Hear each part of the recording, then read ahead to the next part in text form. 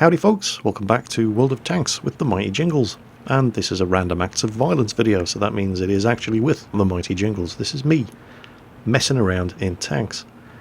And messing around is pretty much what we've been doing lately. The last couple of live streams I've played, we've just given up. Given up any pretense of trying to do well in good tanks. And instead, we've just been having fun in fun tanks. And that means tanks like the Cruiser Mark IV. This little tier 3 British light tank with a 40mm Bofors gun. It's incredibly fast. It has no armour, of course. But this gun is absolutely lethal. It has a 4-shot magazine and it pretty much fires 2 shots with every squeeze of the trigger. And this is what it does when it gets you in its sights. Yeah, it's not pretty, is it? It's a great gun. You do have to exercise a little bit of trigger discipline, however, because it's one of those guns that it doesn't aim as quickly as it reloads the second 2 shots. So just keep your finger off the trigger for half a second and then let him have the rest of the magazine. And you're pretty much guaranteed to do 200 damage to everything that you fire at. And of course, since it's a tier 3 machine, 200 damage is enough to kill any tier 2 tank and enough to make any tier 3 tank wish they were playing War Thunder. And with 63mm of penetration on this 40mm ammunition, it's the kind of gun that can even make a Panzer 2J start to feel a bit nervous if it can get around the sides. Believe it or not, this gun actually has over 1600 damage per minute on a tier 3 tank. Holy crap. And it's quick. It can have a 395 horsepower engine and it only weighs 15 tons.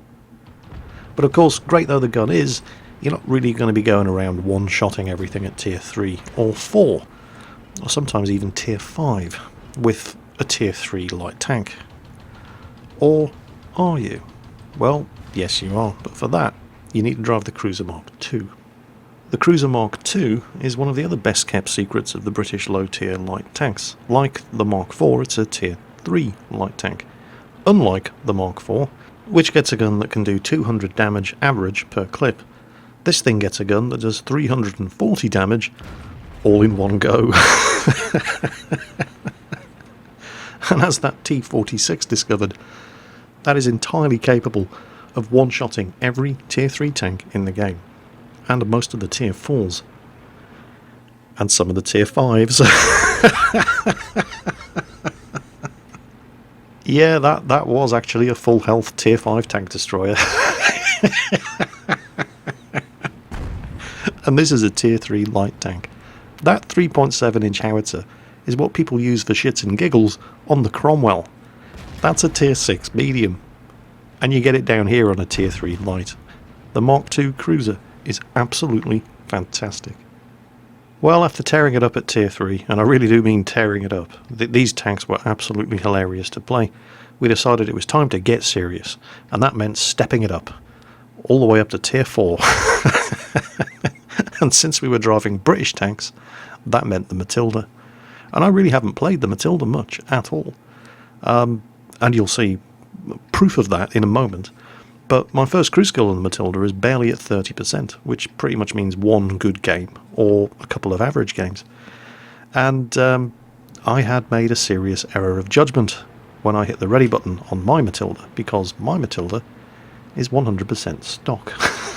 I hadn't bothered putting any upgrades on it. I just bought it, put a crew in it, and forgotten about it. That is the stock 2-pounder gun. That is not a very good gun at all. The Matilda can have an excellent gun. The Mark 10B 2-pounder with a Little John adapter gets over 120mm of penetration. Not the stock 2-pounder gun. Oh no. No, the gun that I'm taking in a battle in this tier 6 game has 78mm of penetration and does 50 average damage. Oh god. Yeah, and the matchmaker was not particularly kind to us when we were driving on Matildas. The Matilda's one of those machines. I've had people send me replays in their Matildas where they've been the last tank left on their team against 10 enemy tanks and they've killed them all. Not because they were any good, but because they were in a Matilda. And this thing has 75mm of armour all around. There's not many things at tier 3 or 4 that are capable of killing this thing. There's plenty of things at tier 6 that are capable of killing this thing, and we were playing this one really, really cautious. The worst thing that could possibly happen here is if we were to run into, oh, I don't know, maybe the Mark 7 Churchill? Yep, it's the Mark 7 Churchill. And it's more or less this point that I realised my massive noob error of judgment, and that I was only carrying the stock 2-pounder gun. Finally realised that there's no Little John adapter on the front of this gun barrel. Oh my god, what have I done? And of course the Churchill is not going to be alone. He's going to have tanks with significantly better guns than even the gun he has, camped up the road behind him. And here he comes. He's real. There you go. Straight through the front of my turret. Snooze in the other Matilda decides he's going to go around. And I think to myself, well, I can't penetrate this guy, but I can keep him tracked. And that's pretty much what I do. And the ammunition for this thing is dirt cheap. 40mm ammo, yeah, why not spam it? Can he hit me? Checking behind me. There's a Circon in the Valentine. And I'm just... Oh, he can hit me. Alright, I'll back off a little more. And I can still keep putting shots through his drive wheel, and he is not going anywhere. So come on, team. Anytime you like. Somebody kill him, please. Finally. There we go. Thank you. Job done.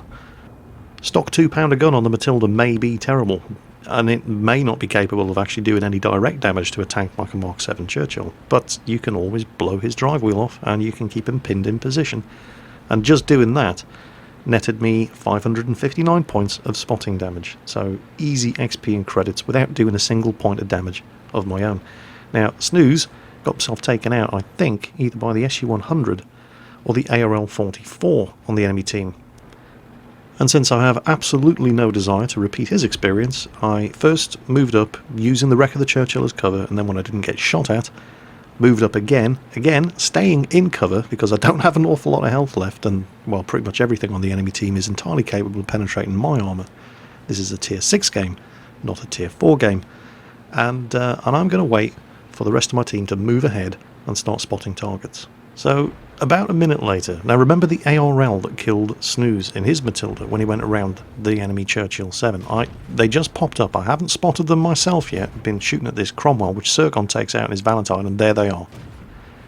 Yep, top tier, heavy tank, camping behind the tank destroyers.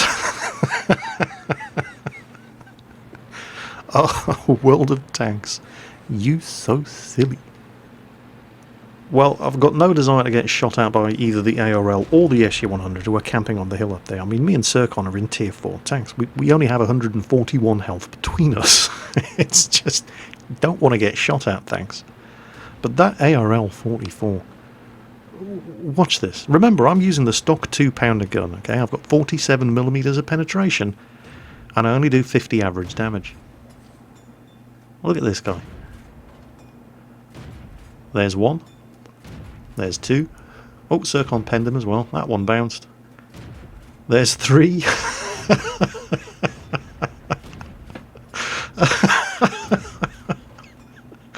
How the hell? And he's just sitting there. I think he's rage quit. Oh yeah, that's absolutely fine by me. I'll just keep shooting him. Tier 4, medium tank. Tier 6 game.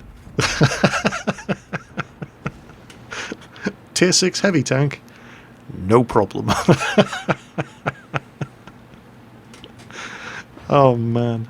Well, the laughs in this match were far from over. We spent the next couple of minutes waiting for what is probably a stock Churchill to climb up the hill so we could use him as a mobile shield, and then this Chaffee driver decided, I mean, he's the last one left alive on his team, but watch this.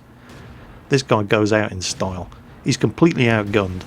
He just floors the accelerator. I thought he was going for me. I'm hiding behind the Churchill. Nope. Very honourable. Well played, Mr. Chaffee. Well played. Next we're going to jump it up a couple of tiers, because no compilation of fun moments from various different games would be complete without including the troll cannon somewhere. The mighty, mighty ISU-152. There's an IS-3 up there somewhere. Do you think he's still there? That would be a yes. This gun never fails to deliver. Well, actually, it fails to deliver all the time, but when it does deliver, it is absolutely epic. Speaking of, do you think he's still there? Get a load of this. VK3001P. I'm in the mighty Bert the Avenger, British Tier 6 artillery. Hit him with my first shot, do some damage, blow his tracks off. But then the tanks that were spotting him get killed. So, is he still there? Well, let's find out. And, yep, that was a hit. No explosion means I hit something. So, shall we go for third time lucky? And, yep, hit him again. You know, at some point, he's going to spend 3,000 credits and use his repair kit to get out of there.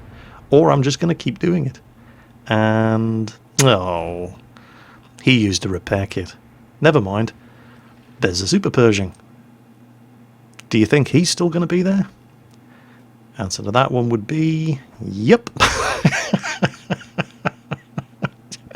Seriously, sometimes, I mean, I know artillery can be annoying, but sometimes you've only got yourself to blame. To be fair, Bert is definitely one of the more annoying of the artillery. He very, very rarely one-shots anybody, but if you're getting shot at by one of these little things and the first shot blows your tracks off, don't be cheap. Use a repair kit and get the hell out of there. Because this thing can fire so quickly that unless your crew have got very, very good repair skills, he'll keep you permanently tracked, and he'll whittle your health down, putting shot after shot after shot into you. That's not all that's annoying about this little monster, though. Bert can hit you anywhere. Look at this. Look at that. That's an enemy tank on the other side of a mountain, hugging the other side of a mountain, and Bert can still hit him. This is ridiculous. And of course, French tank. Yes, that's right, full damage. But the ballistic arc of the shots from this little thing is just ridiculous. It can fire clean over obstacles. And if you don't believe me, what's this? So, everybody else up there has died, and I'm going to be the next victim. Unless I do something sneaky. They're never going to think of looking for me down here. But Jingles, from down there you're not going to be able to hit anything. Au contraire, Blackadder. Au contraire. Look at that. I'm at the bottom of a hole.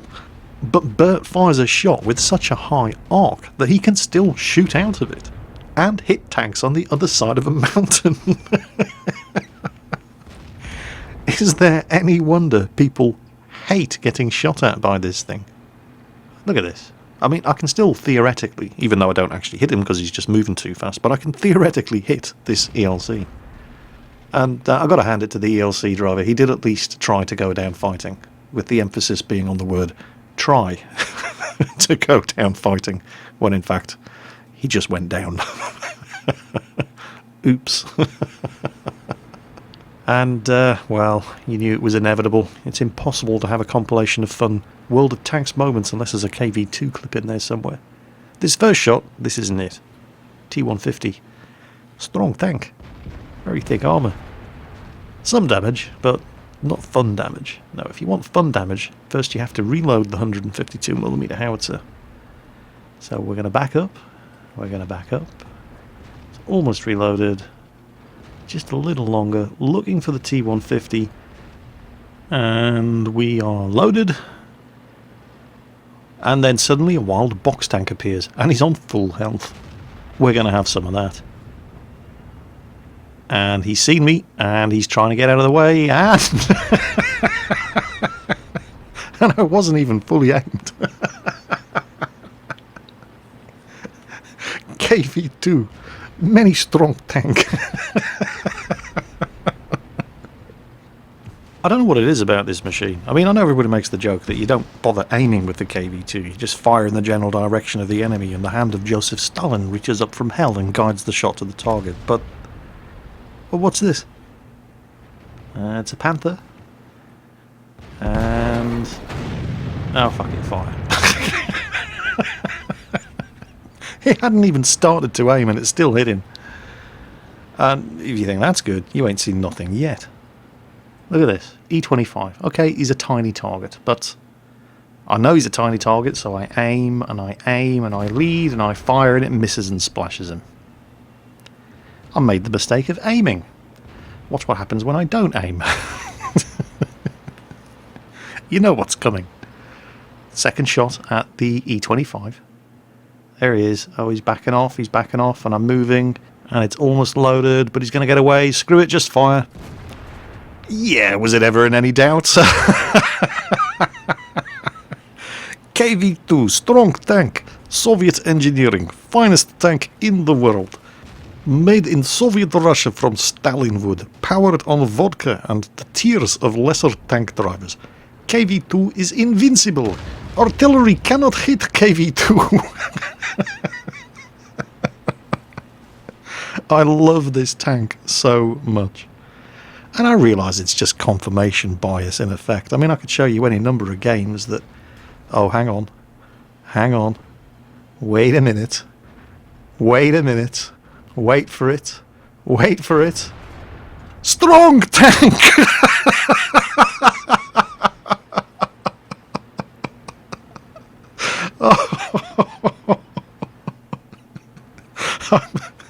I need to get a drink. Oh, the KV-2 has got to be one of my favourite tanks in the game.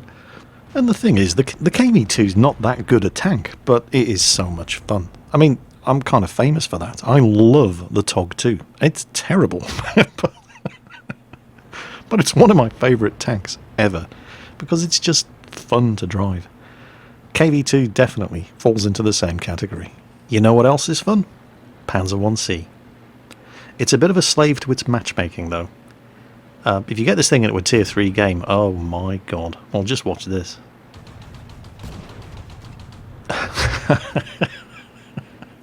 There's a sort of grim inevitability. Look at that. I actually bounced. This thing ain't famous for its armour, but only one of those shots actually penetrated. And we've got them on the back foot now, boys. Over the top. Attack! Attack! Attack! And one of the little bugs is trying to run away. Well, he may be in a Panzer 1C, but he's got Panzer 1Cs chasing after him. Head him off at the pass, boys. Don't let him escape. Yeah, I didn't think so. This tank is absolutely king of the roost if it gets into a tier 3 game. It's completely useless in a tier 5 game, but that's the chance you take when you load one of these things up for a random battle. I was platooned with Quickie Baby once. We're both in Panzer 1Cs, and I died, and he ended up going one-on-one against an Su-85. Now, the Su-85 couldn't turn fast enough to point his gun at Quickie Baby's Panzer 1C, but Quickie Baby was completely 100% unable to penetrate this guy. And he literally spent 3 or 4 minutes hugging this guy's arse, trying to just blow his tracks off, waiting for a KV-1 to appear and kill the Su-85 for him. It was amusing, to say the least. But if you roll the dice and get lucky with a matchmaker and end up in a tier 3 game like this, well, just watch this. This tank. If you do not have a Panzer 1C, in fact, if you don't have any German tanks, then you owe it to yourself to get some experience spent in the German tank tree just so you can drive this thing, because it is absolutely amazing. Final tank that I'm featuring in Random Acts of Violence Fun Tank Edition is the BTSV. Now, this is a very, very rare tank. It's right up there with the Panzer 2J as far as rarity is concerned, although it's a little bit more common on the EU server now, because Wargaming EU put it on sale for 1 day only for the sum of €100 as the opening stage of their Christmas and New Year celebration. I didn't pay €100 for my BTSV, and as you can see up there in front of me, Rita also has a BTSV. Now, I paid $250 for mine. I actually went to the trouble of getting in touch with somebody who made regular trips to the Ukraine where they could buy boxed copies of World of Tanks with the gift codes for this tank in it, and he was selling them for $250 each. That's how I got my Panzer 2J as well. Yeah, I know, more money than sense. However, unlike the Panzer 2J, you can actually kill this thing in a tier 3 game. It only has 25mm of armour, but that armour is all sloped at ridiculous angles. This thing moves like a rocket, and the gun's not bad either. And angled at 45 degrees with that kind of sloping on the armour, that Panzer 1C has absolutely no chance of penetrating my armour. It's a fantastic little tank. It doesn't have the raw armour thickness of the Panzer 2J, which keeps the weight down, and it has a powerful engine, which means this thing can really, really move. But it has the same effective armour thickness as the Panzer 2J, thanks to the sloping and the angling. If you do run into a BTSV, shoot it in the turret. I shouldn't be saying this because it's going to spoil the fun I have in this machine, but seriously, don't try to shoot this thing in the hull, shoot it in the turret. A little T-18's trying to get around there and he's shooting at Rita, and we can't have that, so I'll pop out and kill him. And now that he's dead, that leaves me free to pop around the flank and whoops, oh, sorry about that. Oh, thank you for backing off. And I'm getting shot in the side, but yeah, that doesn't matter. Nip around the flank and all kinds of lovely targets.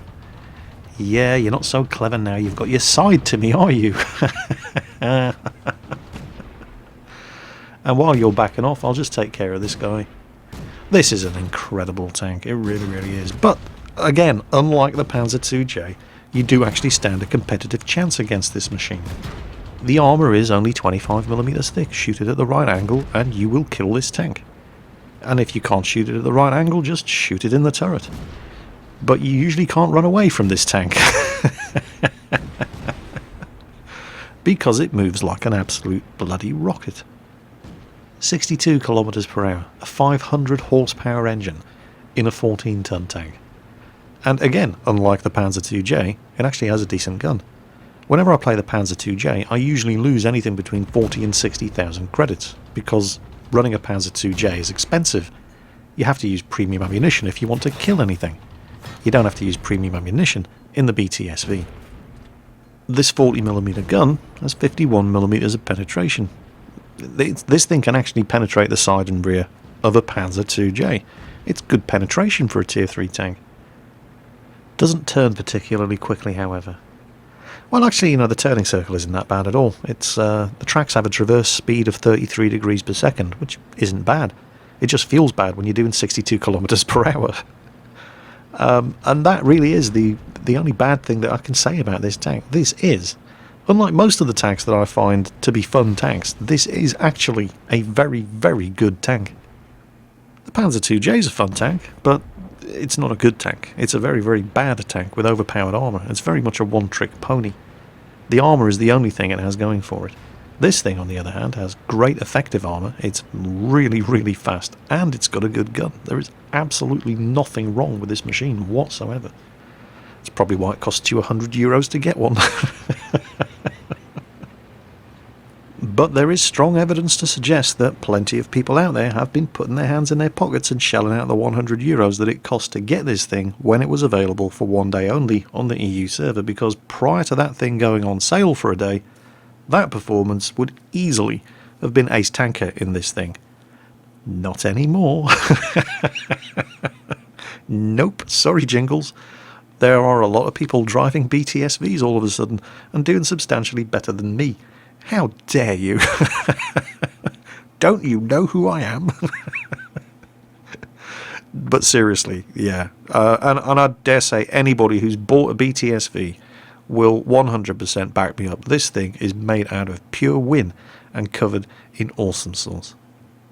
Well, anyway, that's it for today's video. Random Acts of Violence, Fun Tanks Edition. I hope you had fun watching the video. I certainly had a lot of fun playing the games that led to making this video. In some of, while they're not necessarily the best tanks in World of Tanks, but they are the most fun. Take care, and I'll catch you next time.